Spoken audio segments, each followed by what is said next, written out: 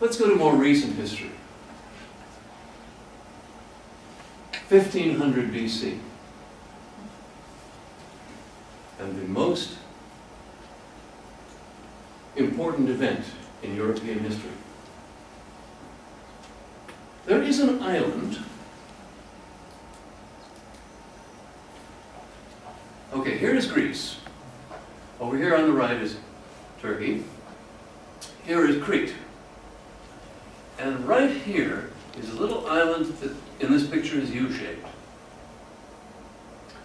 This island, called Thera or Santorini, those are both Greek names. And I don't know when you're supposed to say one or the other, is a beautiful tourist spot, featured in a movie called Summer Lovers, which is kind of a very amusing movie if you'll ever see it. And for 2 millennia was the principal source of pumice and other minerals, first for the Roman Empire and later for Europe. And then in the 1860s, under the pumice, what did they find? A house. Now, let's talk about Minoan culture. Here is Crete. And when I was a boy, they showed me pictures of Cretan urns and Cretan figures, I get. Minoan culture is named after the palace of Minos on Crete. And it was a historical puzzle why the Minoan culture had suddenly disappeared around 1500 BC. And the two forms of writing, Linear A and Linear B, that of course is the name we gave them, I don't know what they call them. The two forms of writing abruptly died out. Well,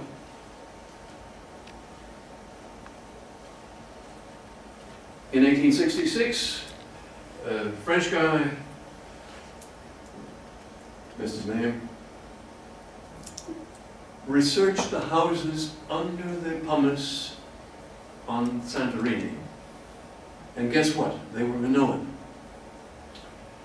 And the whole thing slipped into oblivion for 100 years, till a certain Professor Spiridon Marinatos went and took a closer look.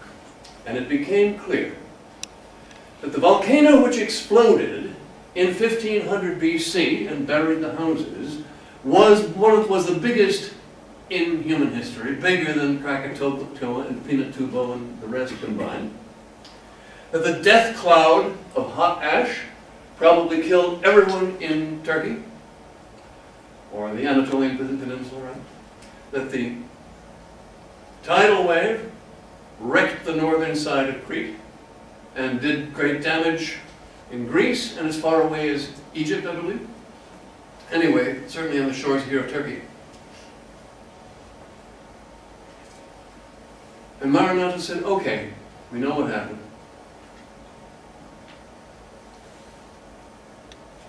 The explosion destroyed Minoan civilization. And obviously, everyone who could read and write Linear A and Linear B were dead. I've got a sample of Linear B here. Now, in the 1950s, that's Linear B. In the 1950s, a brash young linguist named Michael Ventris looked at it. People had guessed that it might be Greek, but it didn't fit. But he tried another way of fitting it together, and by God, it's Greek.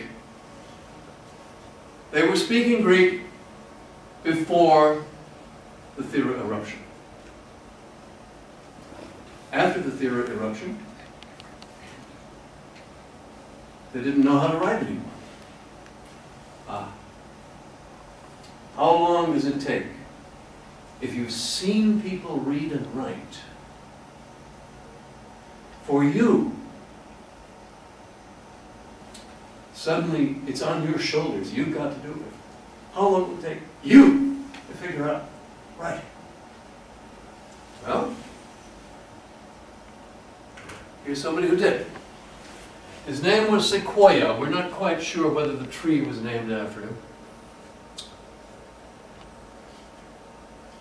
And I believe in 1821, having been apprenticed as a silversmith in the Americas, in the former British colonies, he sat down and scratched in the dirt, and it took him 12 years. And he kind of overdid it, I think 84 characters or something, but hey, here's a sample, kind of adorable. Those are some of his letters. And the Cherokee syllabary was accepted within 2 years and is still used by the Cherokees. So that gives us a sense of how quickly those who spoke Greek and had seen people read and write were able to develop the new alphabet, which coincidentally appeared about 1500 BC. Marinatos had another conjecture, a very charming conjecture.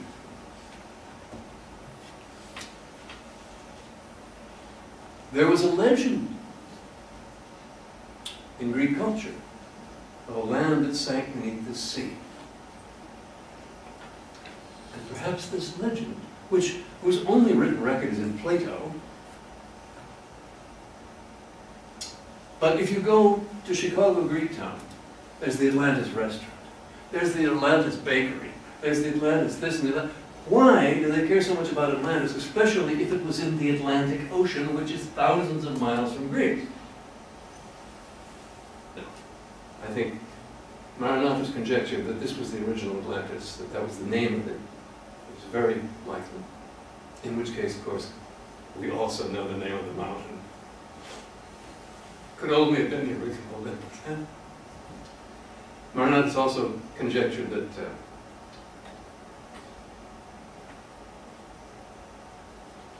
some of the Greek gods could actually have been real people.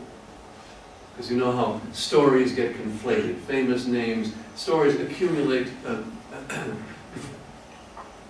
interesting anecdotes become attributed to the famous people. For example, the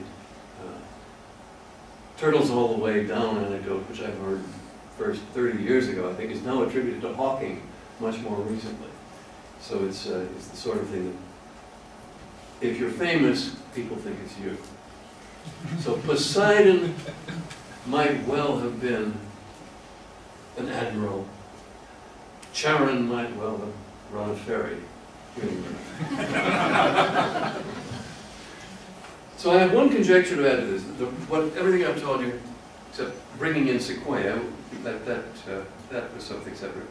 But everything I've told you has been from other people. But the conjecture I would add is about Linear A.